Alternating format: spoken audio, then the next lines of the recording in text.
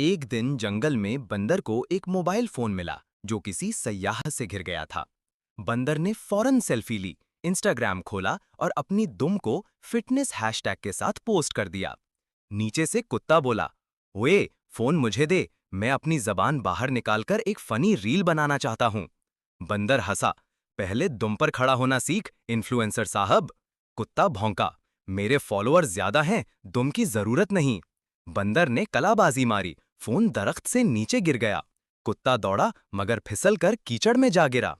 बंदर हंसा, अब तो तू खुद ही डॉग फिल्टर लग गया है। आखिर में दोनों ने मिलकर एक रील बनाई। बंदर डांस कर रहा था और कुत्ता बैकग्राउंड में भौंक रहा था। वीडियो वायरल हो गई। अब दोनों जंगल के सबसे बड़े पटाखे क्रिएटर्स बन गए। हाँ, अगर आप भी हंसे हैं तो लाइक जरूर करें। कुत्ता नाराज हो गया तो भौंकेगा। और कमेंट में बताएं कि बंदर बेहतर था या कुत्ता।